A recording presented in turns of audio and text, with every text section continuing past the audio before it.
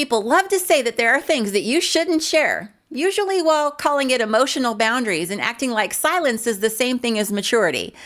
Basically, what we're told is that the plan is to have a life, experience it fully, and then never mention it again.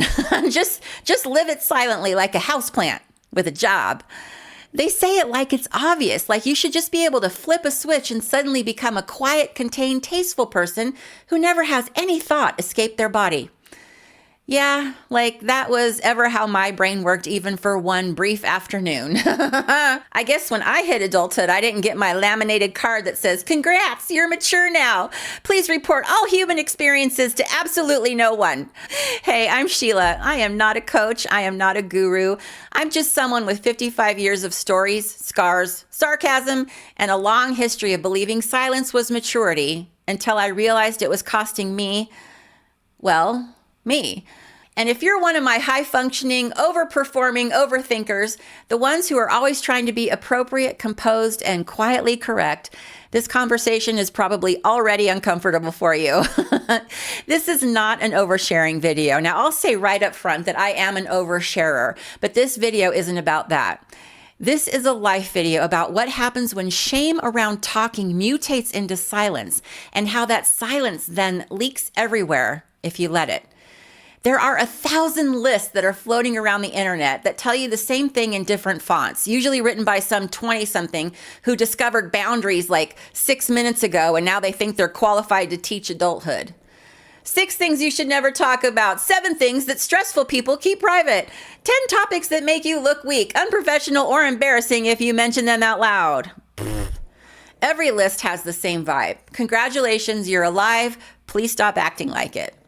These lists normally center around anything personal: money, mental health, ambition, medical conditions, opinions, giving, work problems, relationship struggles, anything that suggests that you are a human person having a human experience, which the internet apparently finds deeply unprofessional. And every one of those lists sounds very confident, very adult, and very wrong in ways that are hard to explain until you've lived long enough to feel the cost of staying quiet. Here's a question for you. How exactly are you supposed to not talk about things that are actively shaping your life every day? Do you file them somewhere? Do you wait until they're resolved? Do you only discuss them once they're no longer a problem and therefore no longer relevant? Seriously, how do you stay silent about money when money determines where you live, how you sleep, and how much fear you carry around in your body? How do you not talk about your mental health when it dictates whether you can get out of bed or keep your job? How do you not talk about ambition when wanting more is the only thing keeping you from going numb? The part that nobody seems to warn you about is what silence turns into once it stops being about manners. And I'm going to share that with you later. The reason that I wrote this video is because 7 of those list videos showed up in my feed last week, which tells me that the algorithm thinks I'm both fragile and in need of correction. 5 things to stop doing to have a better life. 5 things you should be doing every day. 10 things to never talk about at work. 6 things that you should never tell people. I mean, come on. My feed was overrun by listicles. Those lists are trying to teach me that talking is a problem, that if something felt heavy or complicated, the grown-up thing to do was to carry it quietly. They frame silence as discipline and privacy as character, which sounds noble, I guess, until you realize it mostly rewards whoever benefits from you shutting up. No, thank you. No, thanks. No. Don't get me wrong. I used to follow advice like this. I stopped talking about money. I stopped talking about really anything that was normal. I told myself that everyone else had it figured out and I was just bad at adulthood. Now that conclusion is very convenient, by the way. It ends the conversation immediately and puts all the blame back on you. I stopped talking in relationships because apparently the highest form of love is being low maintenance. I stopped naming when something felt off because I didn't want to be dramatic or needy or exhausting. I let things slide that should not have slid because I learned that quiet people are easier to deal with. I stopped talking about what I wanted next because ambition past a certain age apparently needs to be whispered, or better yet, just swallowed entirely. Wanting more looks suspicious when you're supposed to be grateful for having anything at all. And yes, sometimes this showed up at work. I would stay quiet about burnout. I'd stay quiet about unreasonable expectations. I stayed quiet about things that were slowly draining me because silence was framed as professionalism. What I didn't realize at the time was that I was not becoming more mature. I was becoming less informed about my own life. Here is where oversharing belongs in this story because it does matter. It's just not the point, okay? Now, I talk to think, right? I always have. If I don't say it out loud, it just paces around my head, knocking things over like a drunk, unsupervised, really oversized raccoon. If I don't say it out loud, it doesn't go away. It just keeps fermenting. I process out loud. I connect through words. So when those lists told me to stop talking, the message underneath was not to be discerning. The message was, you're too much and you probably should work on that, which is how a personality trait turns into a lifelong apology. Yes, some people overshare. I am that person. That is not what I'm talking about. I'm talking about people who learned to disappear to stay acceptable and then got praised for it. That shame sticks. That shame sticks. And once shame gets involved, silence stops being a choice and starts being a reflex. You don't weigh whether or not to speak. You just don't. You pre-edit yourself out of conversations. You assume that the problem is you before you even finish your thought. That's how the silence spreads. It doesn't stay in one category. It leaks into money decisions, relationship dynamics, self-trust, mental health. It makes you doubt your instincts because you've trained yourself not to hear them out loud. The lie that we're sold is that silence makes you wise. What it often does is make you lonely and slightly disoriented because you're navigating life without any kind of feedback.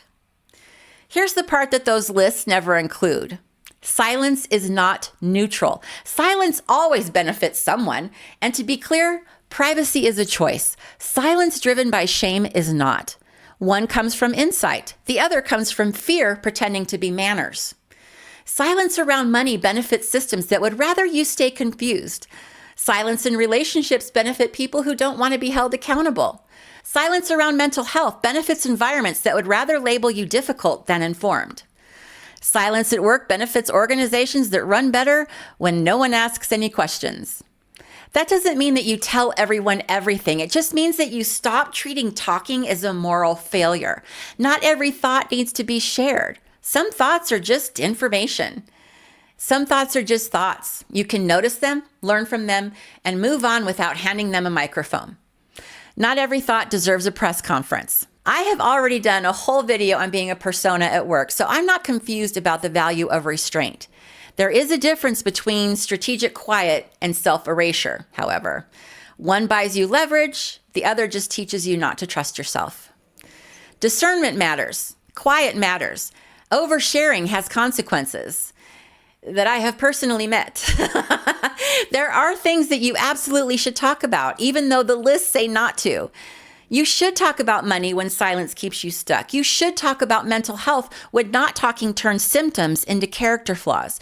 You should talk about ambition when shrinking is the price of belonging. You should talk about harm when staying quiet costs you your sense of reality. Privacy can be powerful. Discernment matters. But shame-based silence is not wisdom. It is fear dressed up as good manners. Now, I'm not interested in a life where the goal is to say as little as possible and hope everything works out. I've tried that. It didn't make me safer. It made me small. Talking is not the enemy. Uncontained talking can hurt you, yes. But silence that costs you clarity, connection, and self-trust will take far more than it ever gives back. Every one of those lists was wrong about one thing. Silence does not make you grown. It just makes you easy.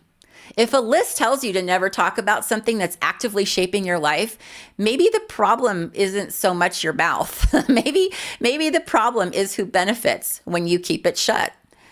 Not everyone deserves access to you, but someone should. Silence becomes dangerous when there's no witness anywhere. Silence doesn't just keep you quiet. It teaches you how to stay. It teaches you how to stay in jobs, roles, and versions of yourself long after they stop fitting, because leaving would force a harder truth. When I finally stopped being silent, the problem wasn't clarity. The problem was realizing how much of my life I was still enduring out of habit. Talking cracked it open. Quitting came next. And that part is messier than a lot of people want to admit. So let's go there next.